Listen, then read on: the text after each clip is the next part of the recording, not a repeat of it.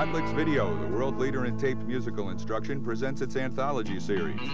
These half-hour videos, designated by style and level of ability, each contain 6 unique lessons by 6 individual artists. These lessons are taken from the artist's full-length Hotlicks videos, all of which run from 60 to 90 minutes and can be ordered from your local dealer or direct from Hotlicks. Just like their well-known source tapes, the Hotlicks anthologies are of the highest video and audio quality and feature close-ups, special split-screen effects, and even though you don't have to read music to learn from these tapes, most feature the music and tablature right on the screen, as well as in the accompanying book. This is the perfect way to get started learning with the world's top musicians, and a terrific introduction to the longer, more advanced tapes offered by each artist. So learn to play with the greats on the tapes that really teach. Hotlicks and the Hotlicks Anthology.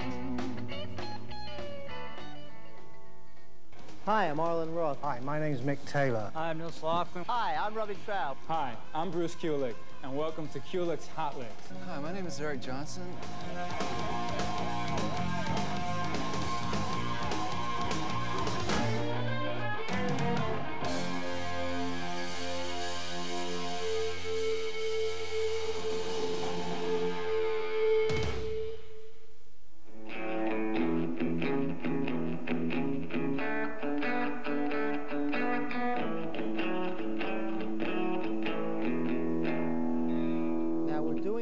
Fretwork here. It's not anything to be too shocked about. In fact, you may know it already. We're going from our first finger to our third finger, second fret to the fourth. It's just a rocking back 2 strokes, then 2 strokes with it on.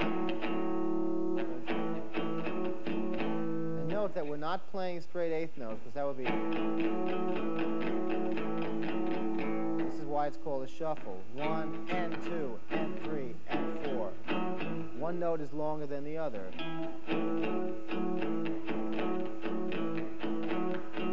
Make sure to keep that coming on and off nice and smooth. Now the D. That switch can happen right on time. The same frets back to A. Now all the way down to E. And D. Back to A. That's our little turnaround at the end there before we go back to the beginning of the progression. I'm sure you're used to hearing that in blues and rock and roll as well. And I should also point out I was using all downstrokes there with my pick. That's that hard attack I was talking about. It gives you a nice, good, solid attack sound if you're down picking. Now, you can break that up into many patterns. I mean, Chuck Berry would often play in that kind of feel.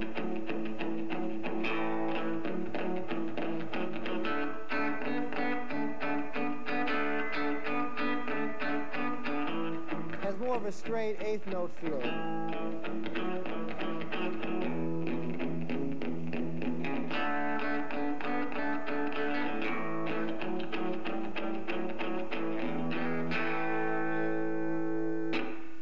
Okay, I would really like to get into a style now with you that you just heard me playing a little bit that gives a lot of color and a lot more character to your playing just with a very simple movement of your hand. I call it heel damping. And with the shuffle, it sounded like this. Now,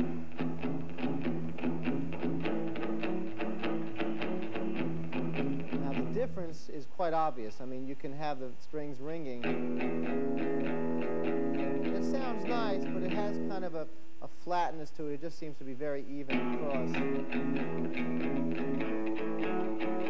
here, just a little bit of heel damping. You get a funkier tone.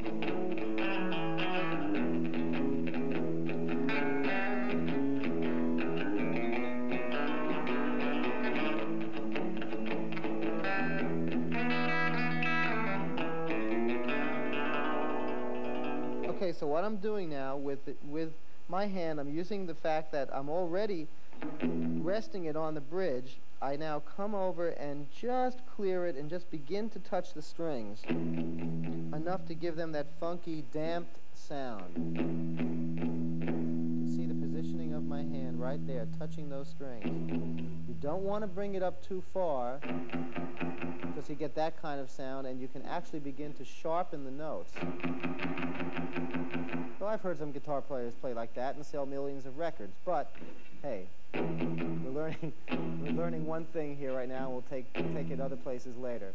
But we have that sound, and in fact, the great Merle Travis used to be able to finger pick and get that sound on his bass strings while the high strings were clean, so it sounded like two guitar players.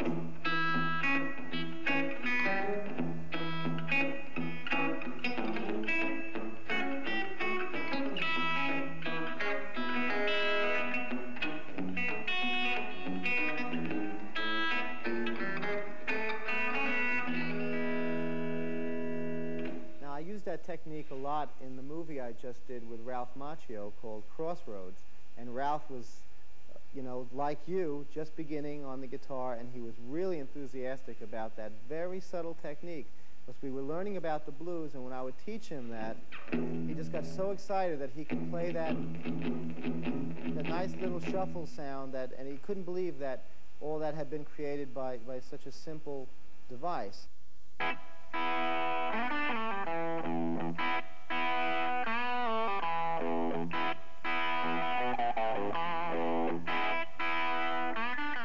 We could start off by talking about the blues riff I played as an introduction.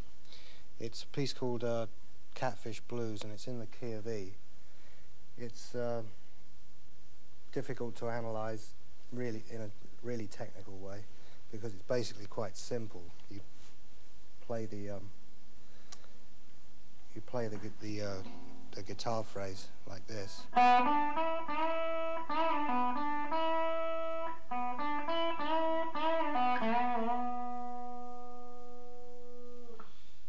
You can also play that on slide guitar, but we can talk about that later.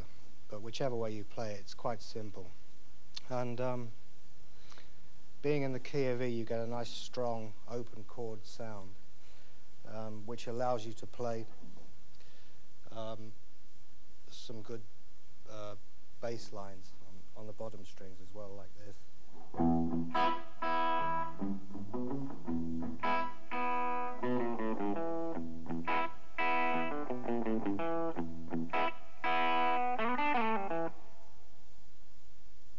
There's the usual sort of string bending that goes on in blues playing, mostly on the G string, like this.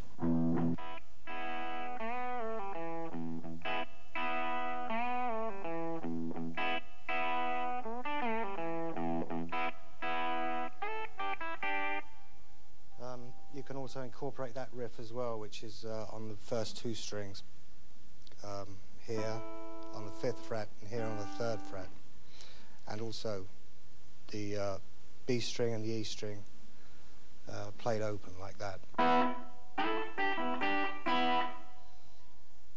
If you put all these elements together, you should sort of, and you practice a lot and get it flowing nicely, you should get something like this.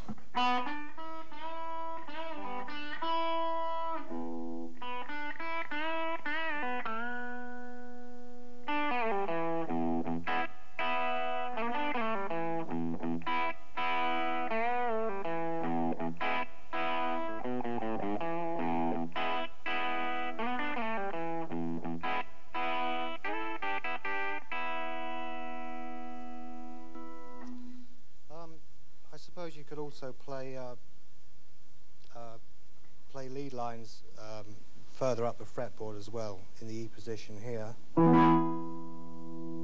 which is what the 5th, 6th, 7th fret, where the B chord is, and also up much higher on the octave of the E chord, which is here.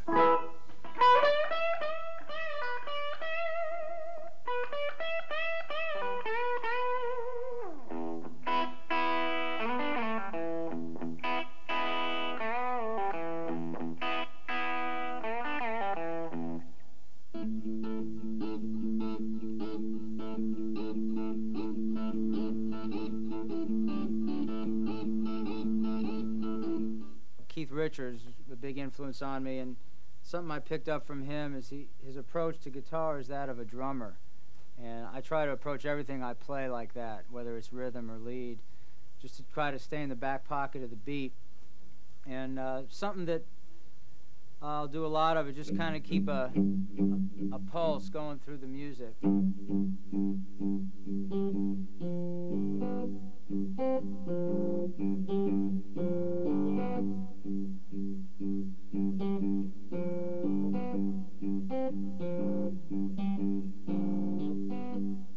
And now that's just starting out with like a quarter note pulse on the, I'm in G, and just adding some themes to it, but still keeping it kind of a rhythm groove.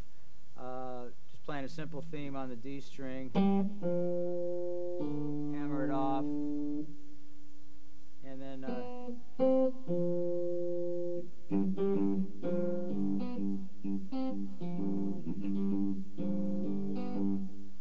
once in a while just adding something a little different down below. Instead of the straight beat, a little jump like so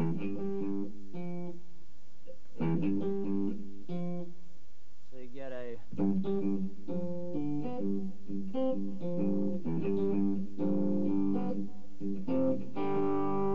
you add a little like passing chord there with the an F note, even though you have the G bass on the got an F and a C note there on the D and A strings, the 3rd fret. I use my fingers to pick that, and then back to the open G and D.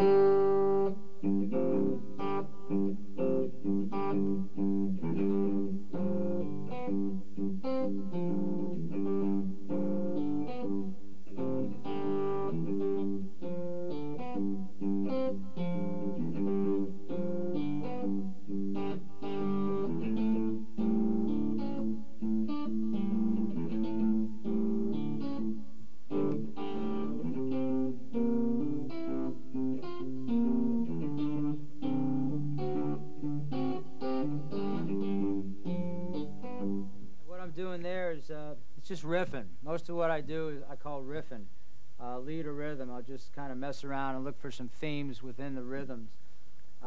Just taking the same basic pattern of the moving it up to an A chord, still hammer off the open D, up to a C chord, and up to the D, and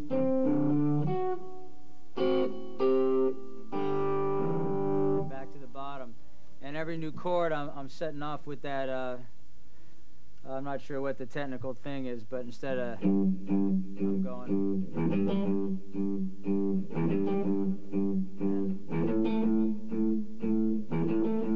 I'm just picking down and up with the right hand, of course, and then using my fingers to pick the melody up on top. So it's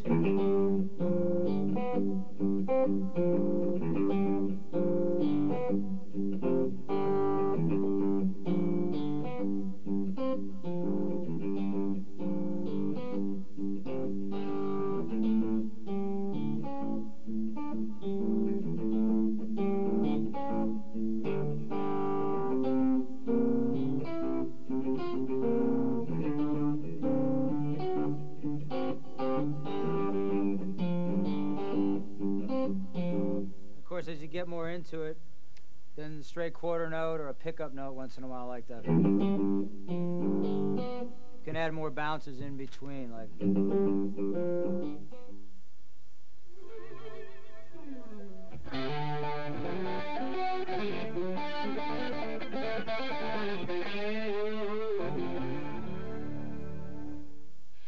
Now, the first thing I want to mention before I go on to demonstrate vibratos is how I've got my guitar tuned. The first string is down a tone, obviously they're all down a tone, but this is D, second string is A. Now bear with me here because I can hardly remember. The G string, what is normally a G string, is now an F. The D string obviously is a C. The A is gone down to G, and the bottom string is a D.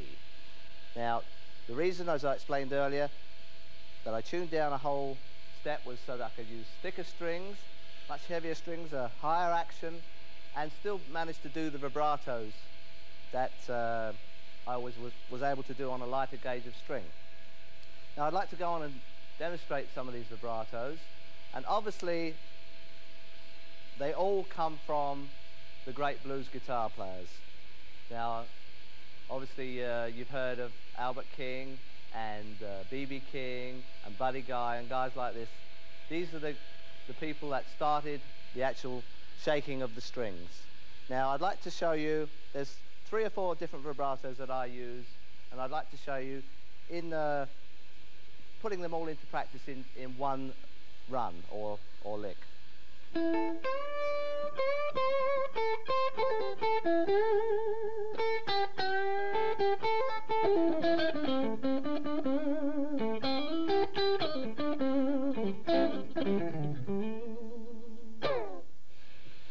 Okay, so the difference is obviously on different fingers you get a different feeling of vibrato.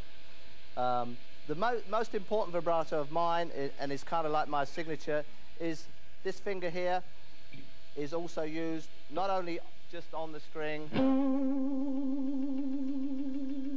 You can hear it's quite a deep vibrato, but also bending the string away from one up into a tone up and a vibrato as well, such as this. I'll demonstrate that again. The other thing that this finger does, obviously, is as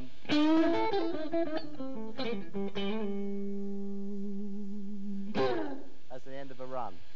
Now, the high stuff I tend to play with this finger, such as this. Now, the same sort of thing, a bending up, but towards me, vibrato. And also back down again, such as this. And then finishing off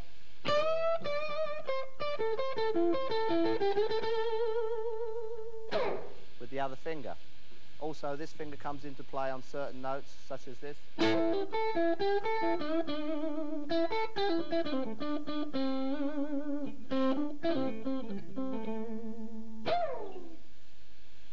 Also, of course, you've got the option on a Stratocaster of using the Wanger bar as for vibrato purposes, such as this. Well, you can do it on chords, and obviously it's impossible to vibrato more than one note at a time or 2 notes at a time with your fingers. So if you're chording,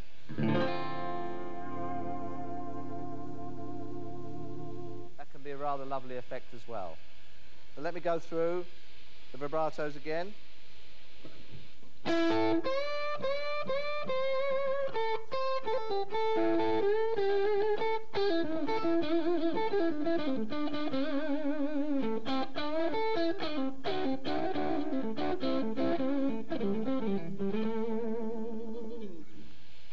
Okay, now before I go on and describe to you some of the different ways you can use bending of strings, I'm often asked, how can one develop a bending up vibrato?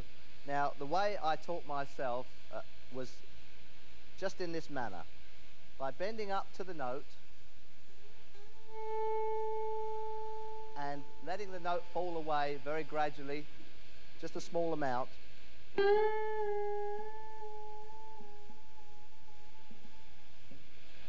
You can see how if you start off very, very slowly, practice slowly, and then try and get the movement to be faster, you eventually get to be able to play a bending up vibrato.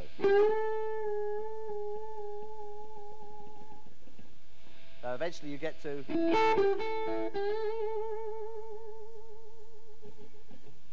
Hopefully, with practice, you'll get to that point.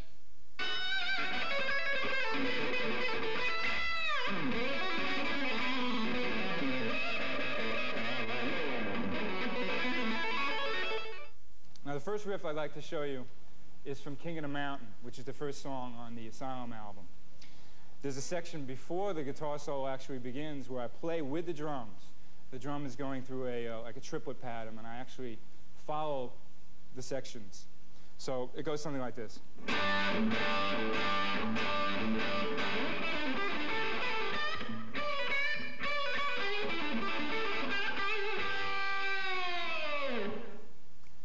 All right, this riff starts off. Let's outline what's happening right away. We start off with a pentatonic scale is what it is. Let's outline the pentatonic scale that I'm using. Your typical position would be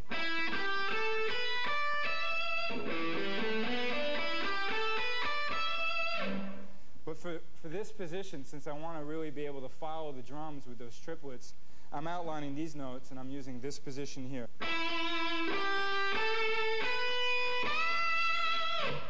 So I'm using the root, the minor third, the fourth, the B, which is the fifth, and then finally ending with the root again. So in slow motion, let me show you the riff, how I've used the triplets to follow the drums.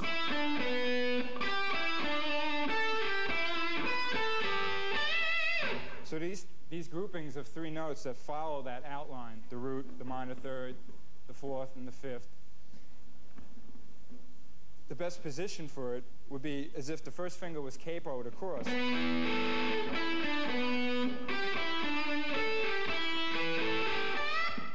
But since you need to move your finger to facilitate the riff, so what's happening is that I'm bouncing across the strings, across the A, the D, and the G string.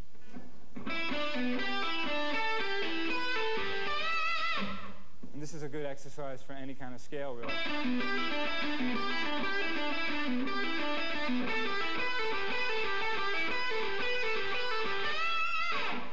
So that's the way the first riff goes. That's the first part of the riff. After that, I switch to the B string to get that whole step bend. Now, this is an interesting thing because what happens is that I'm hitting the string with one stroke with my pick, and I'm getting the D going to the E string. The guitar is like almost like a voice in this sense. Now this riff here should be played by the second finger unattended. In other words, you're not supporting it with any other finger, like a common bend on the guitar would be with the second finger supporting the third. In this position, we're only using the second finger because we're coming from a riff like this. So you see, sometimes you can't always have it the easy way. So remember, the bend is just going to be up a whole step with one finger. Now that's going to lead us into the next section, which is also bending on the B string, but this time half steps.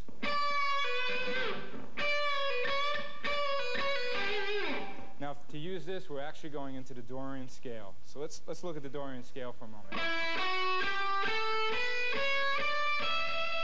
Now, the Dorian scale uses the seventh, the flat seventh, the root, the flat seventh, the sixth, the major sixth, the fifth, the fourth, the minor third, the ninth, and the root. So we'll just be dealing with the major sixth and the flat seventh. And that's where we get that half-step bend.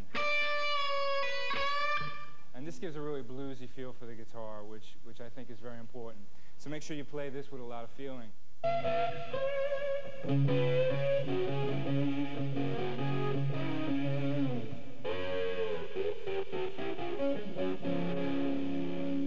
Talk about influences and their my favorite players, how they affected me with the way they played lead.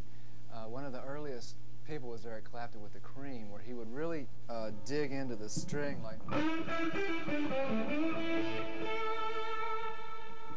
If we could just check the pick is where it digs into the string. Kind of, it's a version of that kind of bounce technique where you get more of the throaty sound because you're digging into the string.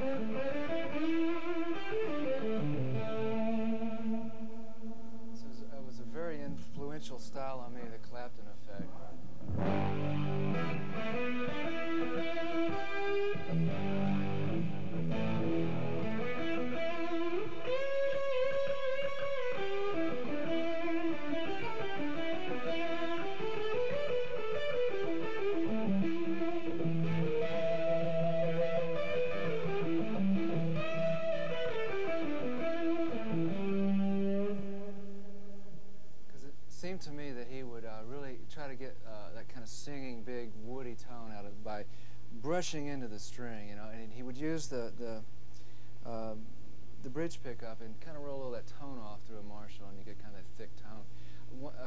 One of the things about Clapton's playing which really taught me a lot was his use of vibrato with the left hand, and he had what I would deem as subtle vibrato, just on like just barely rock the string with your wrist, which would be like, where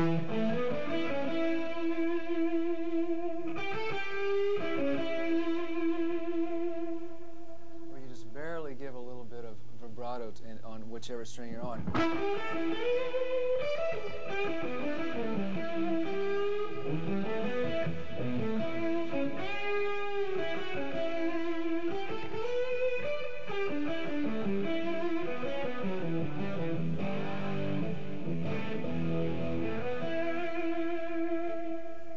Again, adding character to the notes you're playing, and then he used a more verbose vibrato where he would stretch the string and give it more of a like a.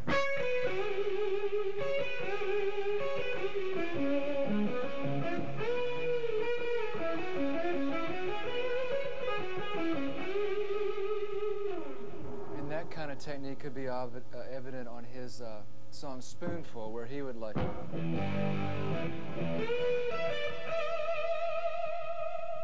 You're actually using the fulcrum of the hand behind the neck, stretching up to the note, and then just rocking it back and forth to the note and back to where you originally stretched from.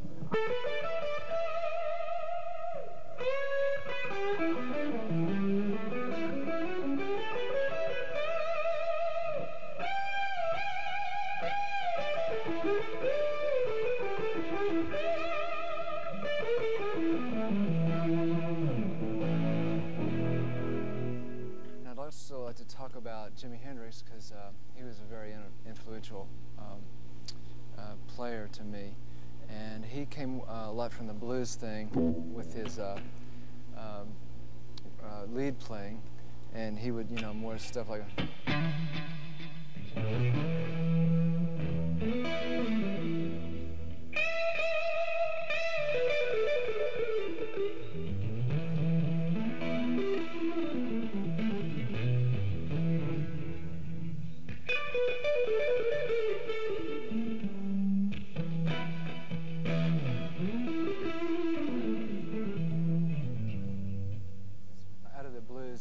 kind of idiom, or stuff like Red House, where he would